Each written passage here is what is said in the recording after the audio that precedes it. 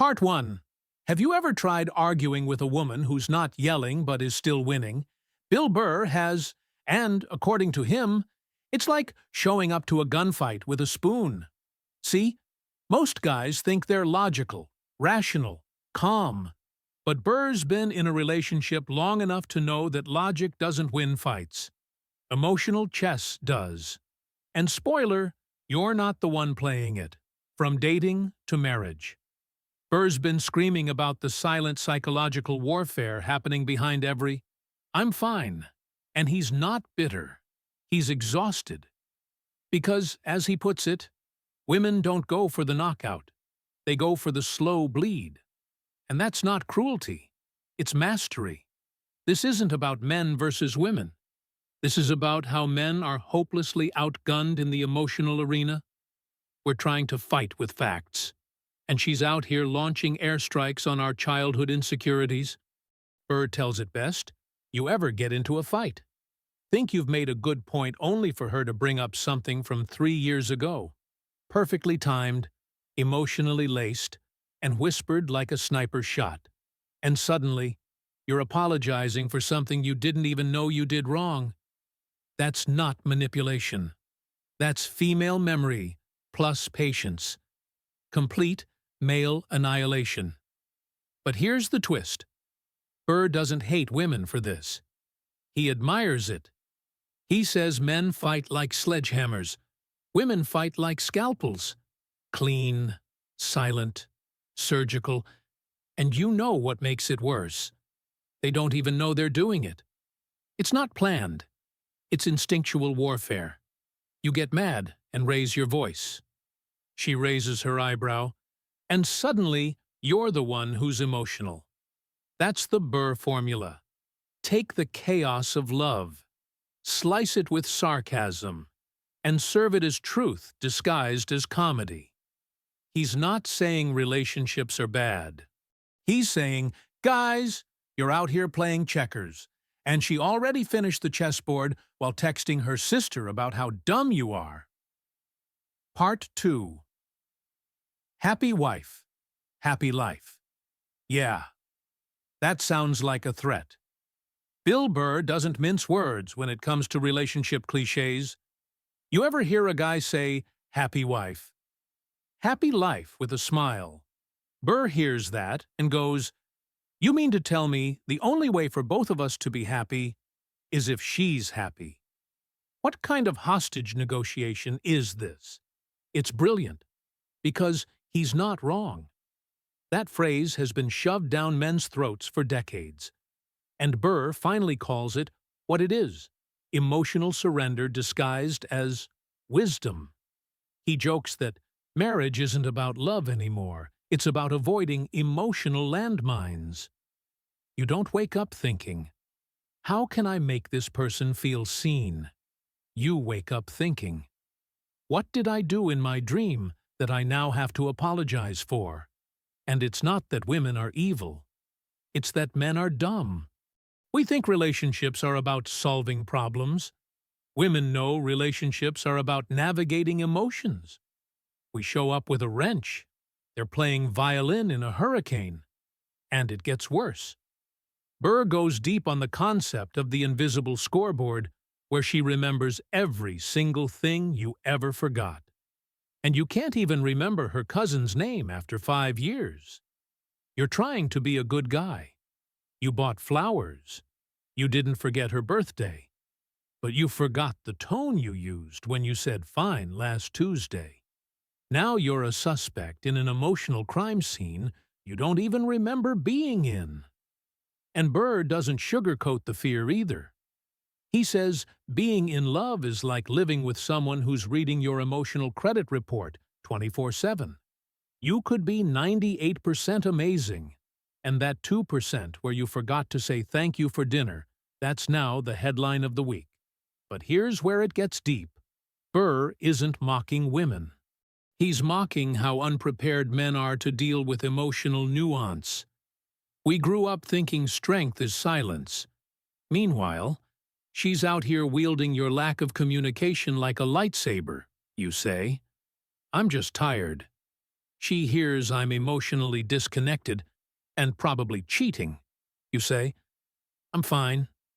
She hears he's hiding resentment and emotionally retreating from our future together. You say nothing. She hears everything. Part 3. Be strong, but vulnerable, and pay for everything. According to Bill Burr, being a man in a relationship today is like auditioning for a role that's never been written every day.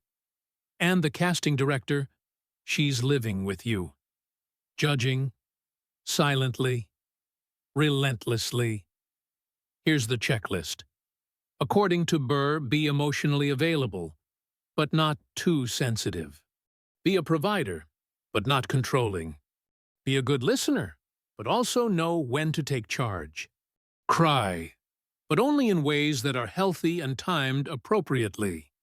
Don't raise your voice, unless it's in defense of her honor. Be spontaneous, but plan everything. And whatever you do, never forget her coffee order. Burr calls this the Labrador standard. Be loyal, be gentle, be excited when she comes home. And if you act up, be prepared to be emotionally crated until you understand what you did wrong. And look, he gets it. He's not anti-love. He's just against the constant rewiring of masculinity with zero instructions. Because the truth is, most men aren't emotionally unavailable. They're emotionally outmatched. Women, Burr argues, are taught to talk about feelings. Men, we're taught to solve them. So when your girlfriend says, I feel like we've been distant, your brain goes, cool. I'll book a weekend getaway. Problem solved. Right, wrong. Because she didn't want a vacation. She wanted a dialogue. She wanted you to sit in the discomfort and process something with her, which, to a guy like Burr, is like asking a bear to operate a French press. He's set it on stage. They want you to talk about feelings like it's a language you grew up with. I didn't grow up with that. I grew up with. You hungry? No. All right. That was emotional intimacy in my house. And yet, here we are, expected to be fluent in emotional fluency we were never taught. And if you mess up, you're not just wrong, you're unsafe. You're the man who shuts down, who lacks depth, who needs therapy. And Burr, he's not against therapy. He just thinks it's hilarious that men are expected to go from don't cry to please articulate your emotional triggers in a non-judgmental way overnight. That's not growth. That's cultural gaslighting. Part 4. You think it's a one-on-one bro. You're in a group chat battle. Bill Burr says it best. You're not fighting your girlfriend. You're fighting her best friend, her therapist, and her mom all at once. You ever have a disagreement, and suddenly she pulls out arguments, analogies, psychological frameworks that sound like they came from a seminar. That's not intuition. That's group chat ammunition. Burr jokes that most men walk into an argument with a dull spoon of logic. Women, they show up with screenshots, tone analysis, and an emotional forensics report stamped by 3 close friends and 1 trauma-informed life coach. And no, you don't get to object. This is not a debate. This is a sentence. You're already guilty. You just don't know what of yet. What's worse, the jury is invisible, and it's texting live during the argument. You say, I just don't feel like going out tonight. Suddenly, you're selfish. 30 seconds later, your girlfriend looks at you and says, you always make it about you, and you're sitting there like, wait, when did this become about always? I just said, I'm tired. Is someone feeding her lines? Bill Burr knows exactly what's happening. She's already sent the group chat your quote. They voted. You lost. It's like emotional surveillance. And she doesn't even need to speak. She just stares at you, the same way her friends would if they were sitting on the couch behind her. And to be clear, Burr doesn't hate this dynamic. He's in awe of it. Because while men bottle things up, try to go solo, women build networks of emotional intel, cross-reference feelings, get real-time advice, and show up to conflicts ready. You're bringing your instincts. She's bringing her community. It's not a fair fight. It's not even a fight. It's an emotional ambush powered by unlimited data and groupthink precision. And Burr's conclusion: if you think you're going to out-argue a woman, you're not just arrogant, you're unarmed. Part 5. Love isn't a fairy tale. It's hostage negotiation with snacks. Bill Burr doesn't believe in the Hollywood version of love. The fireworks, the running through airports, the emotional monologues in the rain. Nah, that's movie propaganda. He says real love is grinding, unforgiving, relentless, beautifully maddening. It's two people slowly learning to tolerate each other's insanity without calling the cops. It's compromise disguised as affection. It's doing the dishes even though you're still pissed about something she said 3 days ago. It's her folding your laundry while secretly resenting the way you breathe. And Burr, he sees that not as failure, but as reality. And there's beauty in that. Because anyone can love in a honeymoon. But loving someone when you hate their chewing, that's commitment. He jokes, marriage isn't about love. It's about figuring out how not to murder each other while deciding where to eat. And the hostage metaphor. It's brutal, but kind of genius.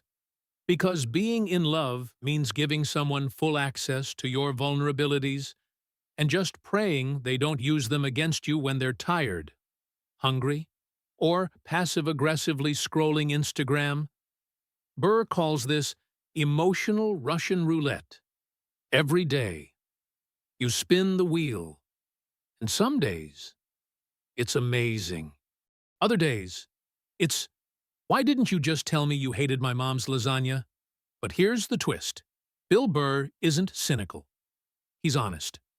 Because behind all the jokes, all the yelling, all the exaggerated frustration, there's a deep belief that love, when it works, isn't about perfection. It's about resilience. It's not about finding someone flawless.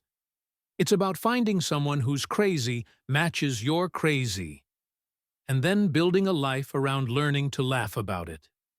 He once said, at the end of the day, you just want someone who doesn't leave the room when you're losing your mind. And that's it. That's love. Not flowers. Not fireworks. But staying in the room. Even when you're both mad. Even when the argument's dumb. Even when the dishwasher is loaded wrong again. Burr's message: don't aim for perfect. Aim for real. And maybe, just maybe, you'll survive the emotional warfare long enough to enjoy the snacks.